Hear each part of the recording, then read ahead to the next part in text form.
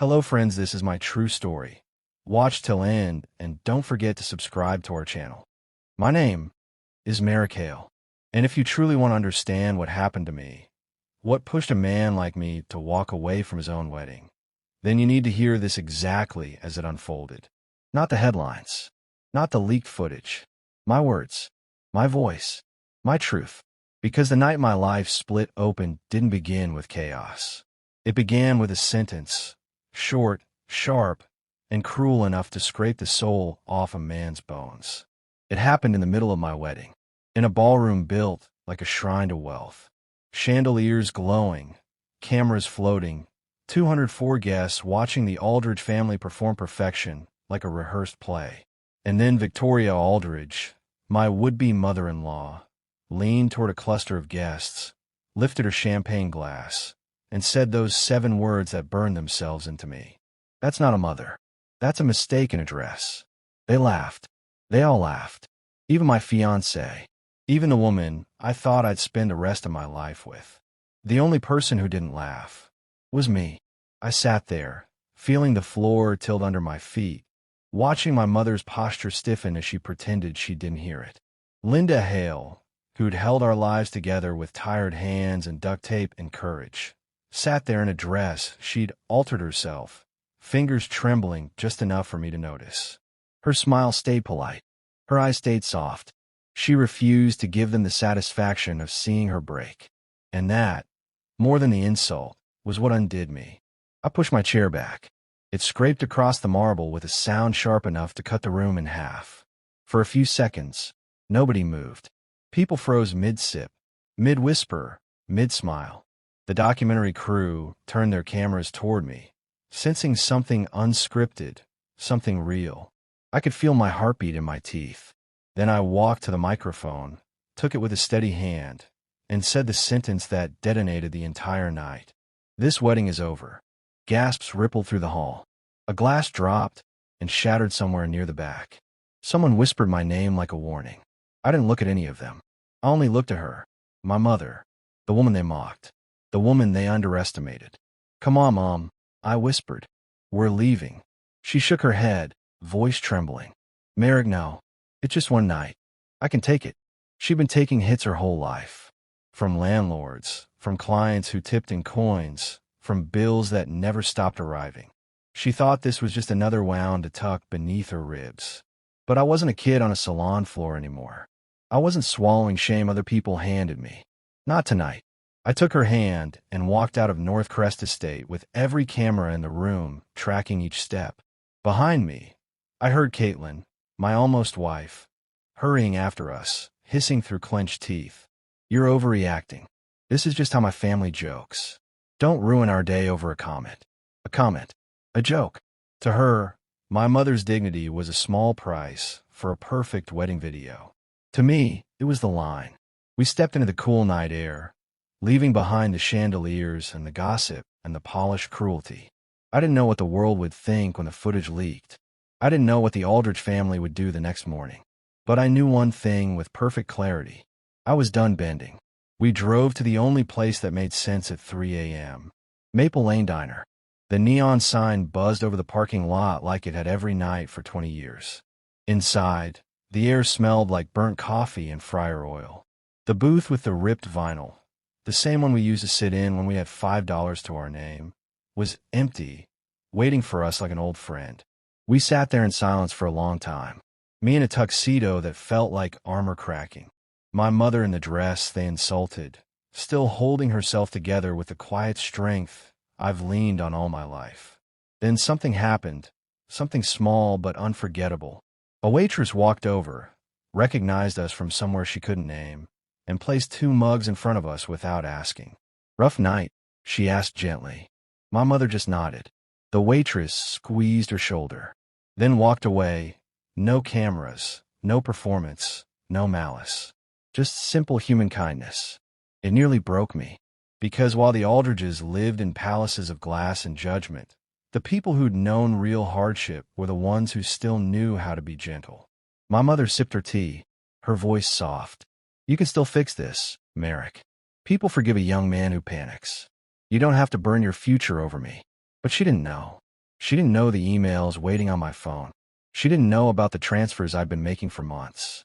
She didn't know that a storm bigger than the wedding was already moving toward the Aldrich Tower.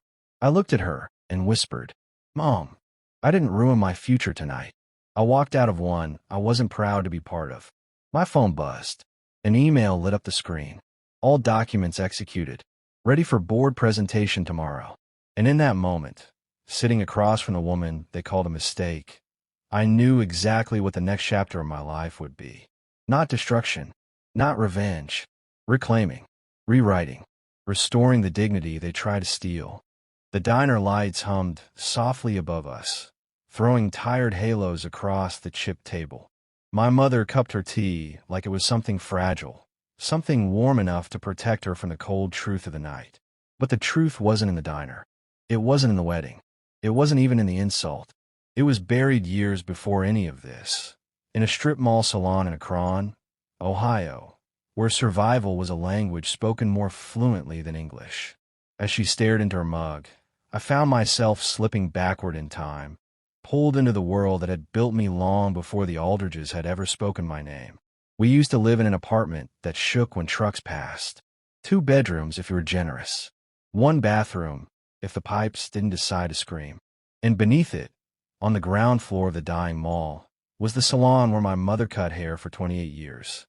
Linda's Scissors, the hand-painted sign said. But she didn't own it. She didn't own anything except her grit. Most days I do my homework sitting cross-legged on cracked tiles between hair dryers buzzing like angry bees. I'd smell like bleach and cheap shampoo at school the next morning. Kids would laugh and call me salon boy. Once when I came home furious, embarrassed, she didn't scold me. She didn't apologize. She just knelt in front of me and said, "Be ashamed if you lie, Merrick. Be ashamed if you hurt someone. But don't you ever be ashamed of the work that keeps you warm at night." There were nights she'd fall asleep standing up, leaning on the supply closet door, scissors still in her apron. And mornings she'd wake up before dawn, boiling water on the stove to wash our faces because the landlord decided heat was optional. You don't forget a life built like that. You don't forget the hands that held it together. Which is why hearing the Aldridges reduce those hands to a joke, a punchline, lit something inside me that will never go dark again. For a long time, I believed the only way out was to dream bigger than the walls around me. Chicago gave me that chance. My studio apartment, there wasn't much, half a room and a radiator that clanked like angry ghosts. But for the first time, my home was something I'd chosen. Fulton Market became my laboratory. Cold pizza, cheap coffee, and nights coding until sunrise. City Pulse Labs was born in that chaos. Born from a simple idea. What if the people who lived in forgotten neighborhoods could help design them too? Not the planners, not the developers, the residents. Kids who walk those streets every day. Parents who push strollers through broken sidewalks. People like me, raised under flickering mall lights. I sketched the earliest concepts on diner napkins. Real ones, not the ones from tonight. But they felt the same, thin, cheap, and filled with possibility. Year 1, no one cared. Year 2, a small blog did a feature on a pocket park we helped create in a forgotten alley. Year 3, a city fund invited us to pitch. That was the first time I ever stood in a boardroom without feeling like I needed permission to breathe. After that came conferences, competitions, guest panels. We won a pilot project. We won a small grant. We won enough respect to keep going. And that, unfortunately, was when the Aldridges noticed me. I met Caitlin at an urban planning summit. She walked on stage like someone who'd grown up in the front row of every room. Her voice was polished, her vocabulary expensive, her confidence effortless. She talked about revenue flows and commercial viability. I talked about benches that didn't burn your skin in July. People laughed. They liked the clash, the contrast. Afterward, we reached for the same stale cookie at the refreshment table. She smiled. I joked. We argued about architecture until the lights dimmed. It felt harmless at the time. It felt like 2 worlds meeting in the middle. I didn't see the warning signs yet. Didn't notice how she talked about narratives more than people. Didn't notice how her father's eyes gleamed when he said your background is compelling. didn't notice how quickly my story became their talking point. At dinner with her family months later, Victoria clapped politely when my mother arrived. Clapped, as if acknowledging a performer finishing an audition. Gregory asked about City Pulse, but only in the way advertisers ask about brand assets. He didn't want the app. He wanted the arc. The strip mall kid. The self-made name. The mother who worked with golden hands. To them, I was a Merrick. I was marketing material. And somewhere between wine and dessert, I realized the Aldridge family didn't want me to join them. They wanted to claim what I represented. Then came the moment I should have paid more attention to. Caitlin showed me her father's proposal deck. And there, on slide 17, was my diagram. My colors. My model. Only my company's name was gone, replaced by a vague phrase. Community-based design partner. I asked her, "Where's City Pulse?" She said, "Dad thinks your platform isn't ready for that kind of visibility yet." Visibility. As if I hadn't already spent my life invisible. I should have walked away then. But love, real or imagined, makes fools out of people who should know better. And I loved her. Or maybe I loved the version of her I wanted her to be. The more time I spent near the Aldridge Tower, the more I saw the cracks. Ghost contractors. Budget gaps. Numbers that didn't line up. And then came the document, printed by a forgotten office printer, where my life story was listed as an asset and a risk factor. That was the night everything changed. The night I called Drayton. The night the takeover began, quietly, strategically, relentlessly. But none of it, not the shell companies, not the late-night flights, not the silent war I began, would have mattered. Until tonight happened. Until they called my mother a mistake. Until they laughed. Until the part of me that belonged to them snapped off completely. Because you can exploit my work. You can steal my ideas. You can twist my story. But you do not touch the woman who survived for me. And now, after everything I'd already set in motion, the Aldridge family was about to learn what happens when a man who's been underestimated his entire life finally decides to stand up. The morning after the wedding that wasn't, I stood in front of Aldridge Tower wearing the same suit I'd walked out of North Crest in. The sky above Charlotte was low and gray, hanging like a lid over the city. People passing by looked at me differently, some with pity, some with curiosity, some with the kind of interest reserved for a scandal still warm. They all thought I had ruined myself, ruined my future, ruined my chance to become part of the Aldridge empire. But the truth was far stranger than anyone guessed. For months, long before the wedding invitations went out, long before the argument about my logo disappearing from their slides, long before they whispered about my mother, I had already begun something. A shift, a silent, deliberate rearranging of power. And now, the moment had arrived to finish it. Inside the elevator, the mirrored walls reflected back a version of me I barely recognized. Calm, controlled, colder than any day before.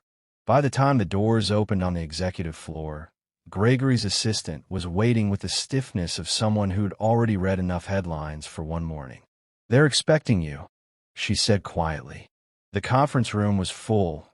Gregory and Victoria at the far end of the table, Caitlin beside them, board members arranged like a tribunal. A cluster of attorneys leaned against the wall like shadows. They expected an apology, a breakdown, a plea for forgiveness. Instead, I placed a leather folder on the table and took a seat exactly halfway down, neither subordinate nor superior. "You owe this family an explanation," Gregory said, voice crackling with fury. "I owe you clarity," I replied. Then I opened the folder. One by one, I spread the notarized documents across the glossy surface. Transfer records, ownership filings, voting share summaries, each stamped, each verified, each bearing my signature, or the signature of one of the shell companies I controlled. I watched their eyes move from one page to the next. Shock, confusion, then something close to fear. "As of yesterday," I said calmly, "entities under my management hold 55% of Aldridge Development Group's voting shares." Silence, longer and heavier than the one at the wedding. Gregory shot to his feet, chair crashing behind him. "This is illegal," he barked. "It's public market acquisition," I said. "You know that." and you were too busy polishing the family legacy to notice. Victoria's voice trembled. This is revenge for last night. Her eyes went sharp. For your mother. No, I said quietly. Last night was only the moment you revealed who you really were. This, I tapped the documents, began long before. Caitlin stood slowly, her face drained of color. Merrick, please tell me you're lying. I looked straight at her, and the hurt in her expression was almost enough to shake me. Almost. You knew, I said. She blinked. What? You saw the early transfer paperwork. You saw the changes in ownership.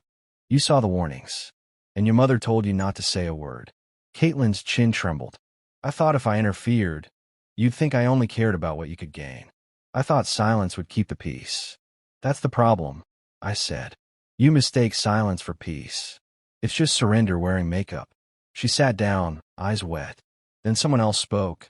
Someone unexpected. A young board member. Gregory's younger son from his first marriage. A man who had always seemed like background noise in the Aldrich machine. I was the one who sent you the internal documents, he said. Every head turned. Those contractors Dad insisted on hiring. He continued. 2 have no offices. 1 doesn't exist on the corporate registry at all, and he's been shuffling money through them for years. Gregory's voice thundered. You ungrateful. But the young man cut him off. You taught me to read numbers. So I did.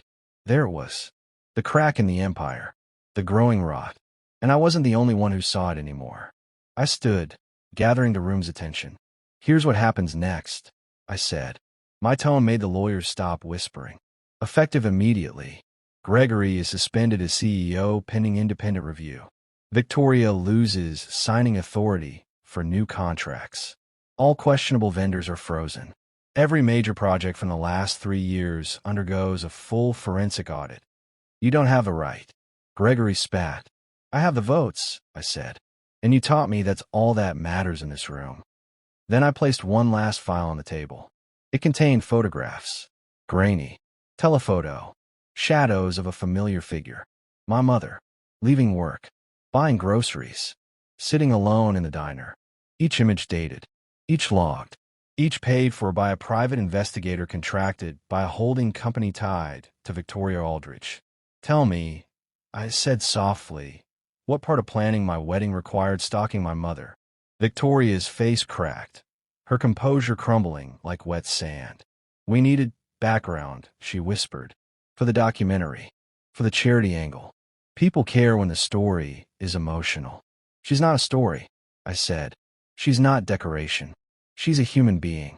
And you turn her life into research material. For the first time in hours, my voice wavered. I let it. This ends now. I gathered the documents, the photographs, the proof, everything. Then I walked toward the door. Behind me, the room erupted, voices rising in argument, fear, anger, denial. But none of it mattered anymore. I had done what I came to do. I had taken back the narrative, the power, the truth. They tried to own my story. Now I own theirs. And for the first time in my life, I walked out a room built by powerful people and felt taller than every single one of them. When the boardroom door shut behind me, the sound echoed down the corridor like the end of a trial. Not my trial, theirs. The Aldrich Tower had always felt like a monument to power, polished stone and glass stretching upward like ambition made physical. But that morning, the entire building seemed fragile, like someone had pulled the wrong thread, and now the seams were quietly opening. I didn't need to turn around and know the boardroom behind me was chaos. Raised voices, arguments about liability, whispers about exposure, attorneys dialing numbers like lifelines. The empire had been rotting for years, and all I'd done was remove the wallpaper.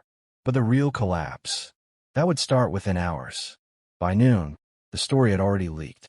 I was standing in my apartment, shirt sleeves rolled up, tie discarded on the floor, when my phone lit up with notifications.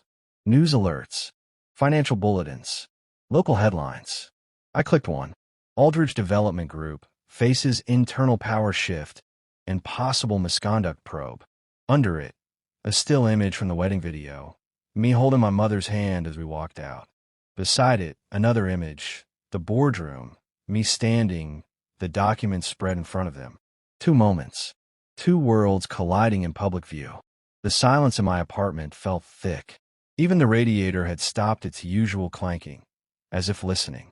My phone buzzed again. Drayden. Ready? He asked without preamble. Yes. It's going to get ugly. It was ugly long before I showed up, I said. And that was true. What I'd done wasn't destruction. It was revelation. By late afternoon, the auditors arrived at the tower. 6 specialists in gray suits, carrying boxes of sealed folders and expressionless resolve. They were not the type to be intimidated by family names or architectural grandeur. They entered quietly. They left loudly. The first thing they found was a contractor funneling money into an offshore account. The second was a project billed twice. The third was a trail leading to someone inside the family who had approved 3 impossible numbers and signed off without blinking. Each discovery was a hammer strike. By evening, the hammer didn't just swing. It fell. Gregory was escorted out of the tower by his own security team. His face pale, jaw locked, surrounded by cameras that recorded every second. Victoria followed an hour later. Her composure was gone. Her power dissolved like sugar in water. Reporters shouted questions. Did you authorize the ghost vendors? Is it true you surveilled employees' families? Was the wedding documentary a cover? They said nothing. For people who spent their lives controlling the narrative, this silence was a kind of defeat. And Caitlin sat alone in her office, the blinds closed, the lights off. I found her there near sunset, knees pulled to her chest, her eyes swollen but dry. Merrick, she whispered. You destroyed them. No, I said softly. They destroyed themselves.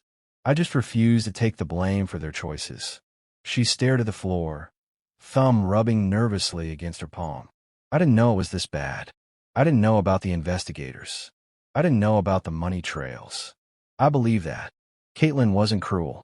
She was blind, the kind of blindness that comes from wealth softening the edges of the world. But you knew enough, I said. You knew the silence around your family wasn't normal. Tears finally slipped down her cheek. I loved you, she said. Her voice cracked. I still do. I swallowed hard. Because somewhere in the version of the world that never existed, I loved her too. But love isn't enough when one person's comfort requires another person's dignity to shrink. You love the man you thought I was, I said. I don't blame you for that. But the real me, the one who came from nothing, the one who watched his mother survive with bleeding hands, that man was never going to belong here. Her breath caught. So this is goodbye. I looked at her for a long moment, long enough to feel the weight of what might have been, long enough to understand why leaving hurt, even when it was the right thing.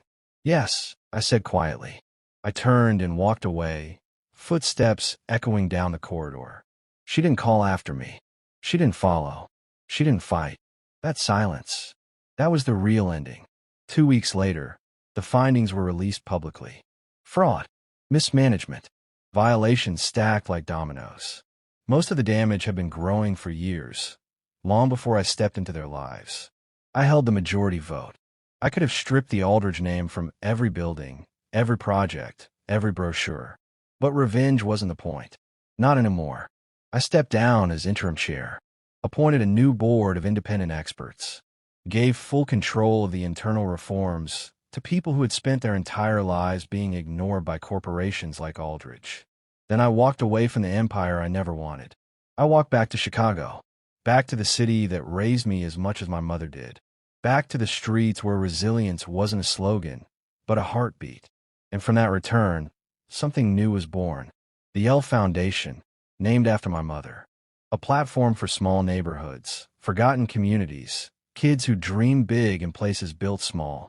A foundation for every child who grows up in a world that tells them they'll never make it. My mother cried when she saw the sign above the door. Not tears of pain, tears of pride. She touched the letters like they were something sacred. You didn't need to do this for me, she whispered. I shook my head. I didn't. I smiled softly. I did it because of you. A month later, on a quiet evening, we sat together at Maple Lane Diner. The same booth, the same torn vinyl, 2 mugs of weak coffee between us. The waitress didn't recognize us. I prefer it that way. My mother looked out the window at the street lights glowing against the dark. You ever think about what would have happened if you'd stayed? Married her?